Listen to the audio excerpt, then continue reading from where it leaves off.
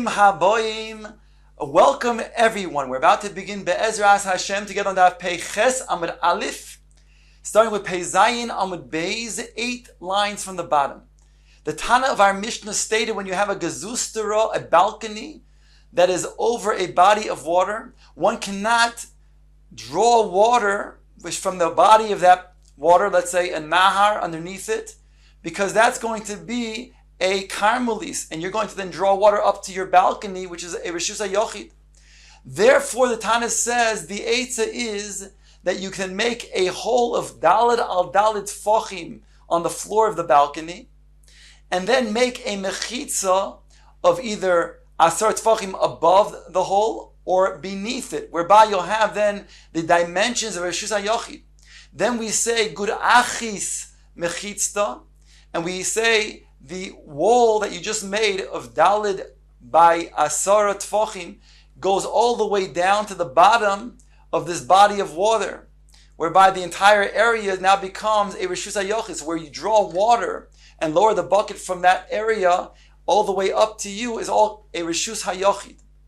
The Gemara wanted to suggest that this is not like Rav Chananya ben Akavya, because Rav Chananya ben Akavya learns that one who has a gazustera that is going to be 24 by 24 tfachim, and he only makes a hole of dalid by dalid tfachim in that gazustera, that's sufficient, because he says you can say good, the idea of lowering, and he also says koif, you can also then bend down, imaginarily bending down, lowering, folding down those mechitas around it, and that's sufficient. So therefore, he doesn't go like our Mishnah, because our Mishnah says you do have to also make mechitzos around the daled by daled tfachim hole. To which the Gemara said no. Rav Chananya ben Akavya only says his din in the case of Yama Shel Tiveria, because there's embankment around it. Then he's makel, and he says koif v'gud. But if there's no embankment around it, like the Yama Shel Tiveria, then he would require a person to build a mechitz of asar tfachim in addition to the daled by daled tfachim hole. Says the Gemara now, Tanu Rabbanon Gimel Devarim Hiti Rav Chananya ben Akavya la'anshe Tiveria. There are 3 things that Rav Chananya ben Akavya was matir to the people of Tiveria. Memalin mayim megazustra b'Shabbos, what we just mentioned. The second thing, v'toimnin be'otze, that is insulating with etze, which is the psoiles of legumes. That means to say you have, let's say, psoiles kidneys of beans that you want to then insulate your tevua with, your fruit with. The Gemara will explain this. And another thing he mentioned was stafkin ba'alontis, that you can dry yourself with a towel on Shabbos and in Yontif. Explains the Gemara. Mimal in the first one, mayim begazustro b'Shabbos hoda amram. That what we already mentioned before, the Rav Chananya ben Akavya. What are the 2 additional things he mentions in this brayso? As follows: V'toimin be'otze maihi. What does this mean that you are insulating in this psoiles of kidneys? What is it referring to? What is the heter that he gave the Bnei Tiveria? So here we're going to learn that when it comes to one of the 7 liquids that fall on a tvua, on a pri that has been detached from the ground, if it's going to be nicha to the bailing, to the owner, then now it's something that is susceptible to be mekabel tuma. So therefore, one of those things is tal, dew. If dew falls on, again, a pri that is detached from the ground, it now, if the owner, it is necha, it's good for the owner, he's happy with the tal falling onto this pri, then it's becomes something susceptible to tuma. So the sense of the Brisa, the Tanya, hishkim lahavi psoiles. A person got up early in the morning to bring psoiles from the sadeh in order to then be matmin, to then insulate his tvua or his peiros. So now this psoiles has dew on it, it has tal on it, so it's wet. So he got up early while it was still wet with dew, So it depends. If we say that he did so, he got up early in the morning to gather the psoiles because it was still moist from the tal. Therefore, we see it's nicha to him to then insulate his peiros, whereby the peiros are now going to then be susceptible to be makabel tuma.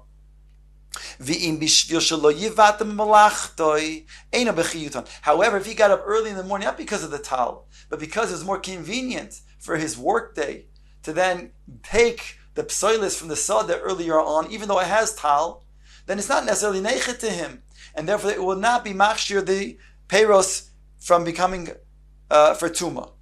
Says Rav Chanani ben Akavi, v'stam, we're talking Peiches Amud Aleph, Anshe Tiveria, he said,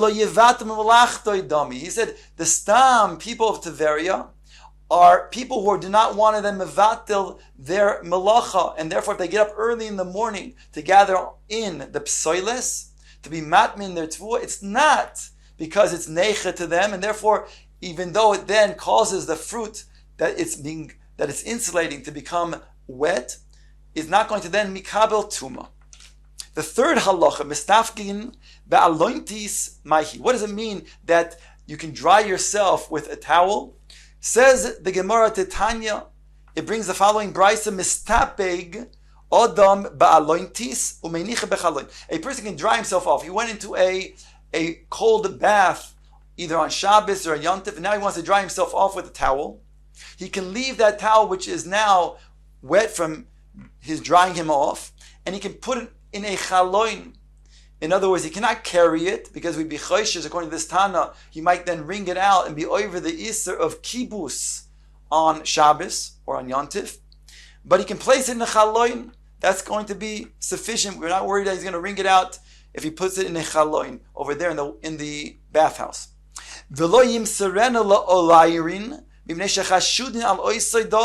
But you cannot give it to the balonit. You cannot give it to the one who was in charge of the bathhouse, because they are chashud, they are suspect to wring out the wet towels.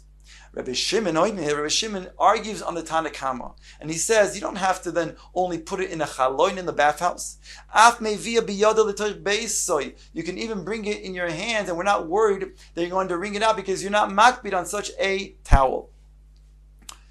Says the Gemara weiter, going back to our inyan of gezustera, which we said if a person then makes a hole on the floor of the gezustera, dalit al dalit tfachim, with a mechitza either above or below asar tfachim, then we'll say gud achis mechitza, and therefore you can go ahead and lower a bucket and draw forth water from the water source down below. Says the Gemara, Omar Rabbi bar Rav Huna, lo shanu el lamalois. This is only talking about when you go ahead and want to then draw forth water from down below. Aval lishpoich aser. But to then spill out water that was used from, let's say, you're bathing or you're cleaning of kalim and you want to throw it down into the water source below, the nahar below, that would be prohibited. Maski for Rav Shizvi asked, "V'chima bein ze la'oika." In other words, what's the reason why he said you cannot be shoifech? Because if you're shoifech for the mayim down below, since we're talking about a nahar, it'll move the water to the end to be outside of the area that you have made into a reshus hayachid, and it'll be into a karmeli. So essentially, you're causing water to be then flowing quickly from your throwing bekoyach into a karmelis, and that the Chachamim said is osir. Ask the Gemara, Maski v'lo Rav Shizvi v'chima bein ze leuka. In the Mishnah Lekamon, on the bottom of the Amud, it states that if a person has a small chotzer that is less than daled al daled amos, so then when he spills that water that he wants to get rid of on the ground, it's going to then go right into the Rishus Harabim because it's too small of a chotzer. It will not be absorbed in the ground. But if you then dig a guma, what's called an uka, into the ground, a hole into the ground, a certain measurement, then even a small chatzor of less than dal amos, you could pour into the ground. So I ask the Gemara, what's the difference between then pouring out your wastewater down below into the nahar from your gezustera, which you're saying is also because it's going to then flow into the karmelis. Why is that different than the uka? When you pour it over there, it's going to go from the uka, which is maybe already filled up with water even from the day before, and it's going to overflow and go into the Rishus HaRabim. Answers the Gemara, Hani taimi v'hani loy taimi. The waters that are going to be poured in the ukma are presumably going to be absorbed into the ground. So it might be that some indeed afterwards will then ultimately, yes, go into the Rishus HaRabim, but most of that water is meant to be absorbed. Whereas the water that you're spilling into the Nar down below, that's going to flow and it's not going to be absorbed. Ikedami, there's another version which is really the exact opposite of what we just said. Omar Rabbi Barav Huna, lo teima lemalois, hu deshari lishpoich oser, ela afilu lishpoich nami shari. Don't say that only when you draw water from the gezustra, from down below the Nahar, is it going to be permitted. But when you then throw down waste water from the gezustra into the Nahar down below, will that be prohibited? No, that's also going to be mutter. Omar Rav Shizvi pshita. She says it's poshit. Why? The hainu uka, the same idea of uka. We just mentioned before, when you then pour into the uka, that also is permissible. So why should this be different? Ma'u desema, you might think to say, hani taimi v'hani loy taimi. You might think to say, when it comes to the uka, then it's going to be absorbed in the ground. Over here, not. Kamash malam, we don't care. The person who's throwing the water down below in the nar doesn't mind if it goes down or not, and therefore he's not makbid, and therefore it's going to be mutter. The Gemara now quotes the seifel of our Mishnah that states when you have two gezusterois, you have two balconies, one on top of the other. The one that is on top is over to the side of the one that is below. And it states in the Mishnah that even though the one on top, he did make a mechitza, but since the one on the bottom did not make a mechitza, so he's oiser, the one on the bottom is going to be oiser zeh al zeh, he's going to be even oiser, the one on top, from using the gezustera. Omar Rav Huna, Omar Rav, lo shanu ela b'mesmucha. This is talking about where the bottom gezustra is samuch. It's within dalid tfochim of the upper gezustra. Ava b'mifleges el yoina muteres. But if the bottom gezustra is far away, 4 tfochim or more, then it's going to be muter. Says the Gemara, Rav l'taimei, and this is Rav according to his own rational, his own reasoning. The Omar Rav ein adam oiser al chaveiro derech avir. Rav says l'shitasoi that a person who only has access to something through the air space, like in this case, the bottom gezustra can only access the top gezustra by throwing a distance of 4 tfachim to the side, meaning up and over, at least over laterally 4 tfachim. Then he's not oiser on the upper gezustra, and therefore in such a scenario when it's mufleges, the upper gezustra can use the hole and to draw water from. Omar Rabbi Omar Bechia, Rav Yosef Omar Rabbi Oshaya, Yesh Gezel b'Shabbos, v'churva machzir lebaylim. He states that there is Gezel b'Shabbos, meaning to say, if somebody were to use his neighbor's churva, the neighbor doesn't use it very often, but he himself uses it regularly over the course of the week, then now on Shabbos, he doesn't have to then make an Erev Chatzeiros to then carry within this churva.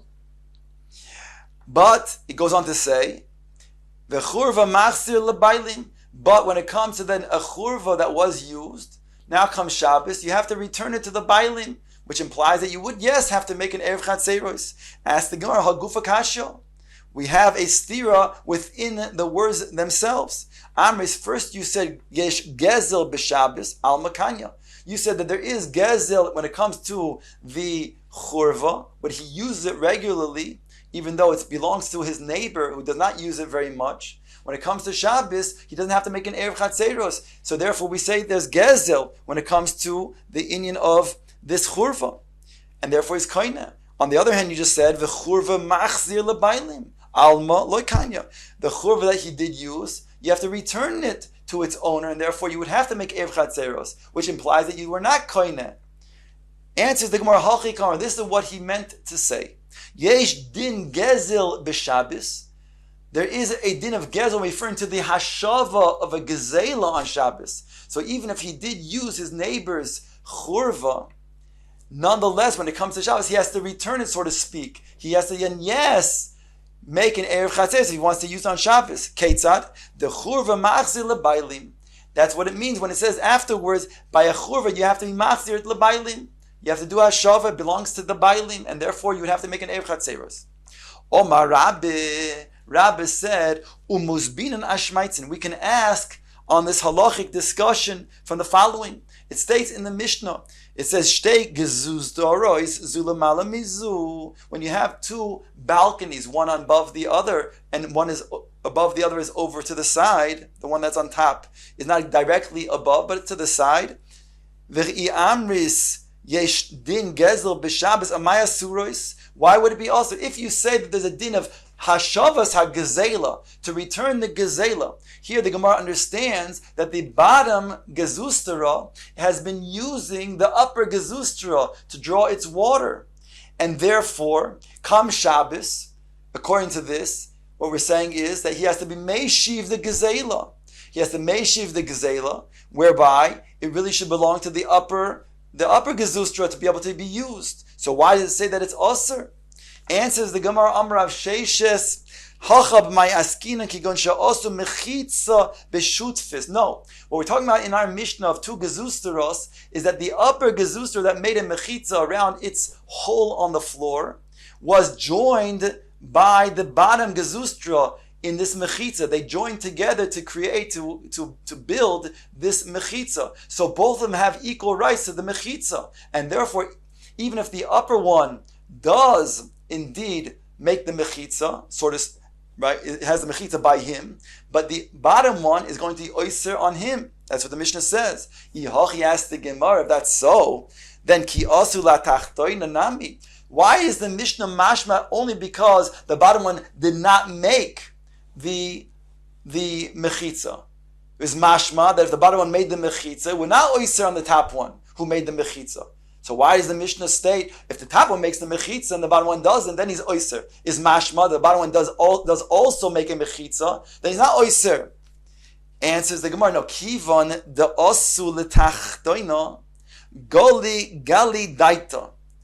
Since the bottom one, in a situation where the bottom one gezuster would make a mechitza, then he would be revealing his intention. What was his intention being? As follows. He would say, meaning to say, Da'ano behadoch lo nichali. Yours, I'm not interested, I'm not nicha, it's not nicha for me. I don't have any interest in your mechitza. And therefore, he gives up his rights to the one who is above, in the gezuster above, whereby, if he did make a mechitza below, then the one who has the gezuster above can, yes, use his mechitza, and that would be then permitted. And therefore, that's what our Mishnah is saying. It's the shutfis. There's a shutfis that makes it that in a normal situation that the Mishnah is talking about, where only the above one made a mechitza, the bottom one did not make a mechitza, then they're oyser zel zeh. Even though the bottom one, the top one made a mechitza, the bottom will be oyser. But in the event that the bottom one does make a mechitza, then he's saying, in so many words, that I'm not interested in the mechitza that we joined together before, whereby the upper one can, yes, then use that upper gezustera.